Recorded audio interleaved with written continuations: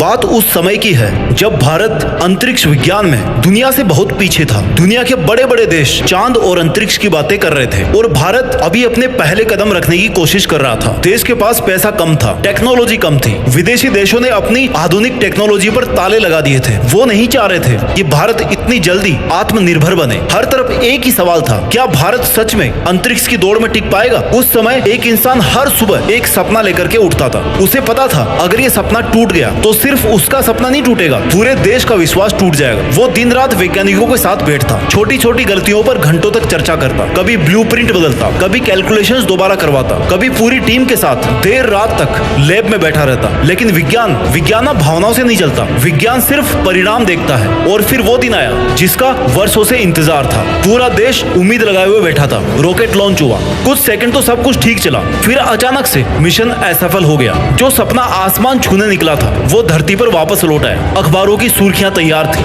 लोग सवाल पूछ रहे थे, आलोचक कह रहे थे कि भारत से नहीं होगा, इतना पैसा क्यों बर्बाद किया, ये सपना तो बहुत बड़ा है भारत के लिए। उस दिन इनकी पूरी टीम टूट चुकी थी। कई युवा वैज्ञानिक खुद को असफल मान चुके थे। लेकिन तभी उस इंसान ने कुछ ऐसा किया जो महान लोगों की पहचान बन जाती है। वो मीडिया के सामने अकेला खड़ा हो गया और उसने कहा कि इस असफलता की पूरी जिम्मेदारी मेरी है। उसने किसी वैज्ञानिक का नाम नहीं लिया, किसी पर दोष नहीं डाला, किसी बहाने का सहारा नहीं लिया। उसने पूरी हार अपने कंधों पर उठा ली। अगले ही दिन वो इंसान फिर प्रयोगशाला पहुंचता है। उसने कहा कि रोने का समय अब खत्म हो गया है, अब सीखने का समय शुरू हुआ है। हर गलती सीखी गई, हर कैलकुलेशन दोबारा की गई, हर सिस्टम को फिर से बनाया गया। महीनों तक, सैकड़ों रातें, हजारों घंटे, सिर्फ एक ही लक्ष्य, अगली उड़ान। और फिर एक दिन वही लॉन्च पैड, वही देश, वही सपना। लेकिन इस बार रॉकेट सिर्फ उड़ा नहीं, उसने भारत का आत्मविश्वास भी साथ लेकर उड़ान भरी। पूरा देश तालियां बजा रहा था। दुनिया पहली बार भारत को गंभीरता से देखने लगी। जिस इंसान की कहानी अभी आप सुन रहे हो वो थे डॉक्टर सतीश धवन, जिनके नाम से स्पेस सेंटर भी है। उन्होंने हमें सिर्फ रॉकेट बनाना नहीं सिखाया, उन्होंने हमें सिखाया कि हार की जिम्मेदारी लेना बहुत जरूरी होती है और जीत का श्रेय अपनी टीम को देना वो भी बहुत जरूरी होता है। यही कारण है कि आज भारत का अंतरिक्ष कार्यक्रम दुनिया के सबसे भरोसेमंद कार्यक्रमों में गिना जाता है, क्योंकि किसी एक रॉकेट ने खेल नहीं पलटा था,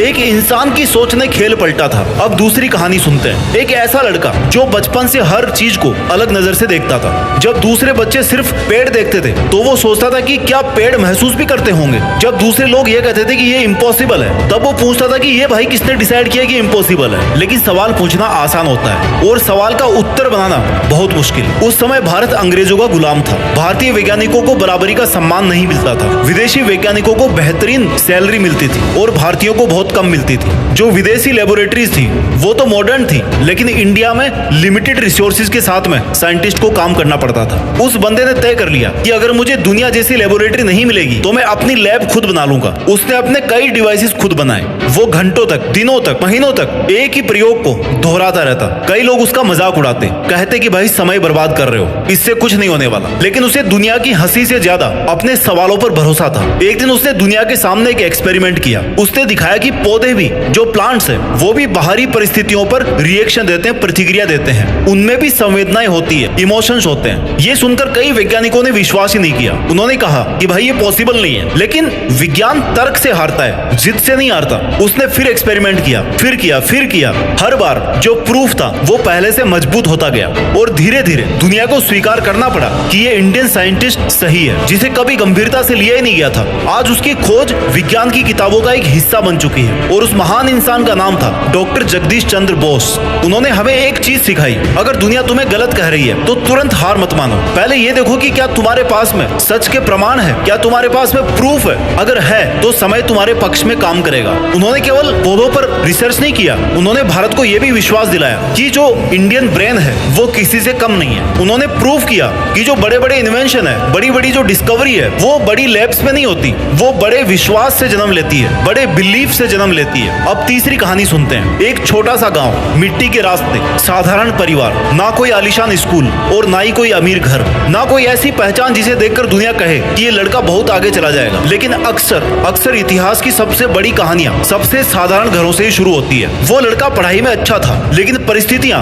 आसान नहीं थी। हर कदम पर संघर्ष था, कभी आर्थिक कठिनाई, कभी रिसोर्सेज की कमी और कभी फ्यूचर का डर। फिर भी उसने किताबें नहीं छोड़ी, उसने सपने नहीं छोड़े धीरे धीरे वो बंदा पढ़ लिख के फॉरेन पहुंचता है, नई लैंग्वेज सीखता है, नया कल्चर सीखता है, उसकी लाइफ में नए लोग आते हैं और नए लोगों के साथ में नया स्ट्रगल आता है। वहां उसके सामने दुनिया के सबसे तेज दिमाग थे, लेकिन उसने किसी से कंपैरिजन नहीं की, उसने खाली तैयारी करी, दिन रात कई एक्सपेरिमेंट किए, कई एक्सपेरिमेंट फेल हुए, फिर नए एक्सपेरिमेंट किए गए। लोग ना सिर्फ रिजल्ट देखते हैं, लेकिन ये कोई नहीं देखता कि एक साइंटिस्ट अपने जीवन के कितने साल सिर्फ एक आंसर खोजने में लगा देता है, वो भी एक ऐसा आंसर जो शायद कभी मिलता है और कभी नहीं मिलता। उस बंदे ने हार नहीं मानी, उसे विश्वास था कि अगर प्रकृति के नियम बने हैं तो उन्हें समझा भी जा सकता है, और वर्षों की तपस्या के बाद उसने उस रहस्य को समझने में दुनिया की मदद करी जो जीवन की सबसे मूल भाषा थी, जेनेटिक्स कोड, आनुवांशिक कोड। वो खोज जिसने चिकित्सा विज्ञान, जैव प्रौद्योगिकी यानी कि बायोटेक्नोलॉजी और आधुनिक आनुवंशिकी की दिशा बदल दी। दुनिया ने उसे सर्वोच्च सम्मान दिया, नोबेल पुरस्कार। जिस इंसान की कहानी आप सुन रहे हो उनका नाम था डॉक्टर हरगोबिंद खुराना।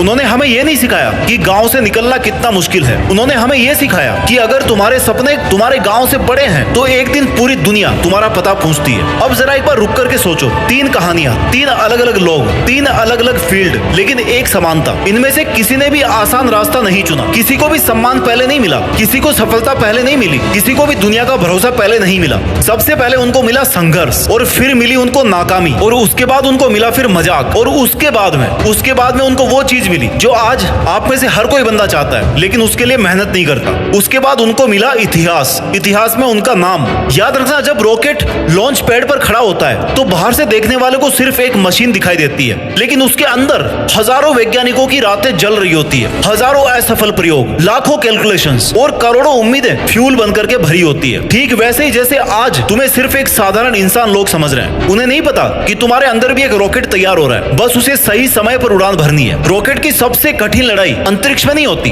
उसकी सबसे कठिन लड़ाई धरती छोड़ने के पहले 2 मिनट में होती है। वैज्ञानिक इसको कहते हैं मैक्स क्यू, यानी कि वो पल जब रॉकेट पर हवा का दबाव भी सबसे ज्यादा होता है और गुरुत्वाकर्षण का खिंचाव भी सबसे ज्यादा होता है। अगर वो उन कुछ मिनटों को पार कर गया तो उसकी मंजिल लगभग तय हो जाती है। तुम्हारी जिंदगी भी अभी शायद उसी मैक्स क्यू से गुजर रही है। घर की परेशानियां, पैसों की कमी, रिश्तों का दबाव, कॉम्पिटिशंस, फेलर्स, ये सब तुम्हारी जिंदगी का वही दबाव है। लेकिन याद रखना, रॉकेट दबाव को देकर कभी इंजन बंद नहीं करता, वो उसी समय अपनी पूरी ताकत से जलता है। इसलिए अगर आज तुम्हारी जिंदगी सबसे कठिन लग रही है तो हो सकता है तुम अपनी उड़ान के सबसे करीब हो। एक और बात, रॉकेट अंतरिक्ष तक इसलिए नहीं पहुंचता क्योंकि उसके पास बहुत सारा ईंधन होता है, वो इसलिए पहुंचता है क्योंकि वो सही समय पर अपना जो अनवांटेड वेट है, अनावश्यक भार है, उसको छोड़ देता है। पहला स्टेज अलग, दूसरा स्टेज अलग, हर वो हिस्सा जिसका काम खत्म हो गया उसे वही छोड़ दिया जाता है। क्यों? क्योंकि मंजिल तक पहुंचने के लिए हर एक्स्ट्रा वेट को छोड़ना पड़ता है। अब खुद से पूछो, तुम्हारी जिंदगी का एक्स्ट्रा वेट क्या है? अतिरिक्त वजन,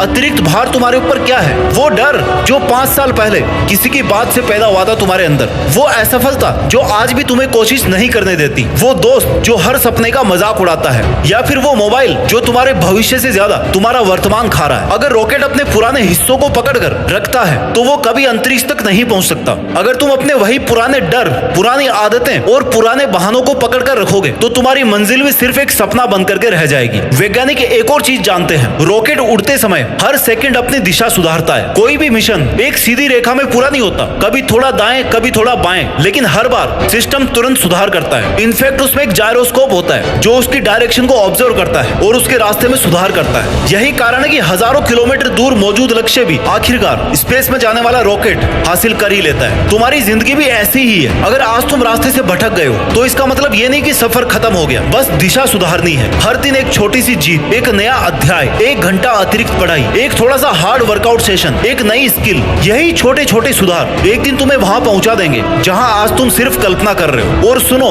हर रॉकेट अपने साथ में पेलोड लेकर चलता है, यही उसका असली उद्देश्य है। रॉकेट की कीमत उसके आकार से नहीं, उसके पेलोड से होती है कि वो क्या लॉन्च करने जा रहा है। ठीक वैसे ही तुम्हारी कीमत तुम्हारे कपड़ों, तुम्हारे फोन, तुम्हारी गाड़ी या फिर तुम्हारे सोशल मीडिया फॉलोअर से तय नहीं होती। तुम्हारी असली कीमत तय होगी तुम इस दुनिया को क्या देकर जाते हो। ज्ञान, ईमानदारी, मेहनत, या फिर कोई नई खोज, या फिर किसी परिवार की मुस्कान, या फिर लाखों युवाओं को प्रेरणा, यही तुम्हारा पेलोड है। बाकी सब तो सिर्फ बाहरी ढांचा है। और जब रॉकेट उड़ता है ना तो उसका पूरा लॉन्च पैड आग से भर जाता है। बहुत शोर होता है, बहुत वाइब्रेशंस होते हैं, ऐसे लगता है जैसे सब कुछ टूट रहा है। लेकिन सच ये है, वहीं से नई ऊंचाइयां शुरू होती है। तुम्हारी जिंदगी में भी जब सब कुछ बिखरता हुआ लगे, जब लगे कि लोग साथ छोड़ रहे हैं, जब लगे कि किस्मत बार बार परीक्षा ले रही है, तो घबराना मत। हो सकता है यह विनाश नहीं, तुम्हारी उड़ान की शुरुआत हो। आज फैसला कर लो, तुम हालात का इंतजार नहीं करोगे, तुम सही समय का इंतजार नहीं करोगे, तुम किसी चमत्कार का इंतजार नहीं करोगे, क्योंकि इतिहास गवाह है डॉक्टर सतीश धवन ने किसी का इंतजार नहीं किया, डॉक्टर जगदीश चंद्र बोस ने किसी का इंतजार नहीं किया, डॉक्टर हरगोविंद खुराना ने किसी का इंतजार नहीं किया। उन्होंने परिस्थितियां बदलने से पहले खुद को बदल दिया और यही वो पल था